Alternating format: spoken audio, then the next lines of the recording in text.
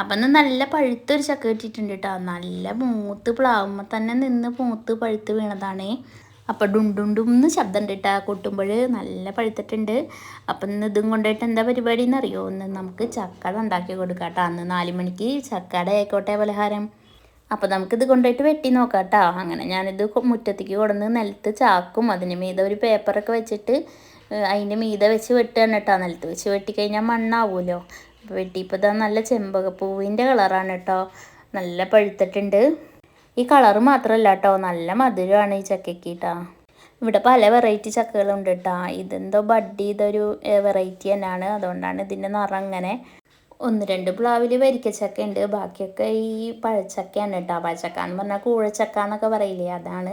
ഞങ്ങളുടെ ഈ ഭാഗത്തൊക്കെ പഴച്ചക്ക എന്നാണ് അതിനെ പറയുക. അതുകൊണ്ട് അതിനെ ആർക്കും വേണ്ട കേട്ടോ. അതൊക്കെ പഴുത്ത് വീണിട്ട് കിളികളും മയിലൊക്കെ കൊത്തി തിന്നിട്ട് പോവുകയുള്ളൂ കേട്ടോ. അതുപോലെ തന്നെ നിറച്ച് ഈച്ചയും കൊതുകാവും ഇത് പഴുക്കണ കാലത്ത് പറമ്പിൽ മൊത്തം. വരിക്കച്ചക്കയാണെങ്കിൽ നമ്മുടെ നാട്ടിലെ ചക്ക കച്ചവടക്കാരൊക്കെ വന്നിട്ട് ഇട്ടിട്ട് പോയിക്കോളും. ഇത് ഈ പഴച്ചക്കയാകുമ്പോൾ ആർക്കും വേണ്ടി വരില്ല. അതുകൊണ്ടാണ് കേട്ടോ അതങ്ങനെ നശിച്ച് പോണത്. നമ്മുടെ നാട്ടിൻപുറം ആയതുകൊണ്ടാണ് കേട്ടോ ഇങ്ങനെയൊക്കെയുള്ള കാര്യങ്ങൾ പറയണത്. ഞാൻ തൃശ്ശൂർക്കൊക്കെ പോകുമ്പോൾ കാണാറുണ്ട് റോഡ് വക്കിലൊക്കെ ചക്ക വിൽക്കാൻ വെച്ചിരിക്കുന്നത് കേട്ടോ. ചിലപ്പോൾ ലോറിയിലൊക്കെ കൊണ്ടുവന്ന് വിൽക്കുന്നത് കണ്ടിട്ടുണ്ട്. അപ്പോൾ ഇങ്ങനെ എഴുതി വെച്ചിട്ടുണ്ടാവും കിലോന് ഇത്ര രൂപ എന്നൊക്കെ കേട്ടോ. അപ്പോൾ ഞാൻ വിചാരിക്കാറുണ്ട് ഒരു ചക്കയായി വാങ്ങുമ്പോൾ അപ്പോൾ എത്ര രൂപയാവും, എത്ര കിലോ ഉണ്ടാവും ഒരു ചക്ക എന്നൊക്കെ വിചാരിക്കാറുണ്ട്. അപ്പോൾ അങ്ങനെ വാങ്ങിക്കണവരും ഉണ്ട് കേട്ടോ. അതിനിടയിൽ ആ ചെക്കൻ എന്നെ മടിയിലേക്ക് എന്താ കത്തി എന്തൊരു സാധനം എറിഞ്ഞത് ഞാനിതേ ഇപ്പോൾ ഈ വീഡിയോ എഡിറ്റ് ചെയ്യുമ്പോഴാണ് കേട്ടോ കണ്ടത്. ഞാനത് അറിഞ്ഞിട്ട് ഉണ്ടായിരുന്നില്ല നന്നാക്കുമ്പോൾ. ഈശ്വര, അതിൻ്റെ കണ്ണിൽ കൊള്ളാനിത് ഭാഗ്യം. ഇത് നന്നാക്കണതിൻ്റെ ഒപ്പം തന്നെ അതിനനുസരിച്ച് കഴിക്കണമുണ്ട് കേട്ടോ. നല്ല മധുരം ഉണ്ടായിരുന്നു. പിന്നെ അതുപോലെ തന്നെ ഞാൻ ദേ ചോളയും കുരും വേറെ വേറെ തിരിച്ചെടുത്തിട്ടുണ്ട് കേട്ടോ.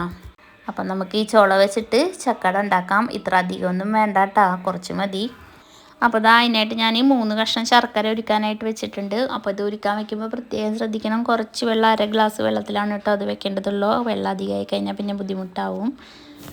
പിന്നെ ഞാനിതാ ചക്ക എടുത്തിട്ടുണ്ട്. അതിന് 1/4 ഭാഗം ചക്കയിട്ട് എടുത്തിട്ടുള്ളൂ. ബാക്കി ഞാൻ എടുത്ത് വെച്ചു. പിന്നെ നമുക്കത് മിക്സിയിൽ ജാറിലിട്ടിട്ട് അരച്ച് കൊടുക്കാം കേട്ടോ. അരയ്ക്കുമ്പോൾ പ്രത്യേകം ശ്രദ്ധിക്കണം, ഒരു തുള്ളി വെള്ളം പോലും ചേർക്കരുത് കേട്ടോ. വെള്ളം ചേർത്ത് അരച്ച് കഴിഞ്ഞാൽ പിന്നെ വെള്ളം കൂടുതലാവും. അപ്പോൾ മിക്സിയിൽ ജാറ് നിറഞ്ഞത് ഓർത്തിട്ട് ബുദ്ധിമുട്ടുണ്ട്. അതൊന്ന് ക്രഷാകുമ്പോഴത്തേനും തന്നെ അടിയിലേക്ക് പോയിക്കോളൂ കേട്ടോ. അപ്പോൾ ഇതാ നല്ലപോലെ അരഞ്ഞ് കിട്ടി. വെള്ളമൊന്നും തീരെ ഒഴിച്ചിട്ടില്ല. അത് ഞാനൊരു പാത്രത്തിലേക്ക് പകർത്തിയെടുത്തു കേട്ടോ.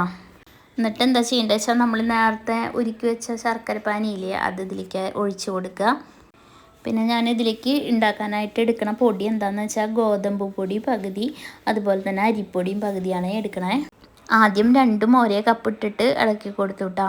അപ്പം നമുക്ക് ഇതിൻ്റെ വെള്ളത്തിൻ്റെ അളവ് നോക്കിയിട്ട് അനുസരിച്ച് പൊടി ഇടണം കേട്ടോ. ഇനി വേറെ എക്സ്ട്രാ വെള്ളം ചേർക്കേണ്ടതില്ല. അപ്പോൾ ഇത് ഇളക്കി നോക്കിയിട്ട് ഇപ്പോൾ ഇതാ വെള്ളം അധികമാണ്. അപ്പോൾ ഞാൻ കുറച്ചുകൂടിയും പൊടി ഇട്ടു. അങ്ങനെ ഇളക്കി റെഡിയാക്കി എടുക്കണം കേട്ടോ. അരിപ്പൊടിയിൽ തന്നെ ഉണ്ടാക്കിയിട്ടുണ്ടെങ്കിൽ നല്ല ഹാർഡാവും. കുറച്ച് ഗോതമ്പ് പൊടിയും കൂടിയും ചേർക്കുകയാണെങ്കിൽ നല്ല സോഫ്റ്റ് ആയിരിക്കും കേട്ടോ അട.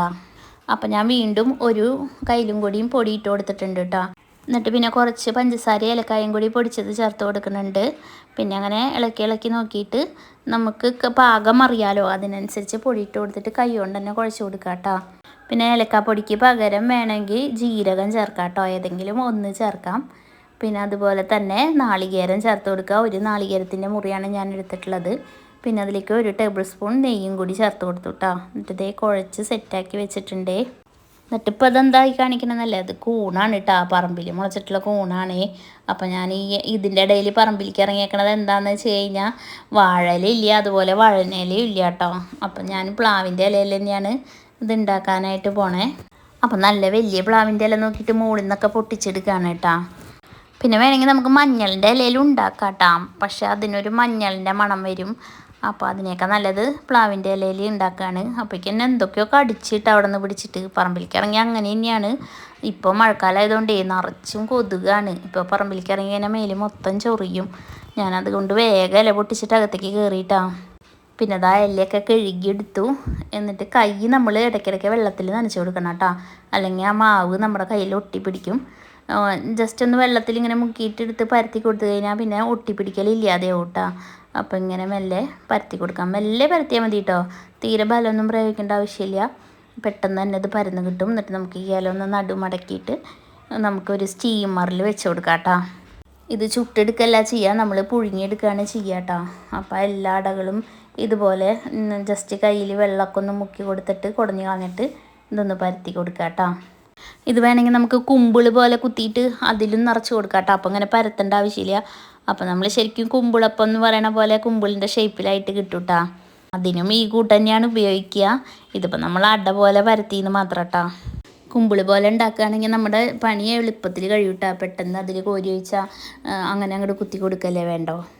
അങ്ങനെ ഞാൻ എല്ലാ അടകളും ഇങ്ങനെ പരത്തി എടുത്തു വിട്ടാ. എന്നിട്ട് നമ്മുടെ സ്റ്റീമറിലേക്ക് വെച്ച് കൊടുത്തിട്ടുണ്ട്.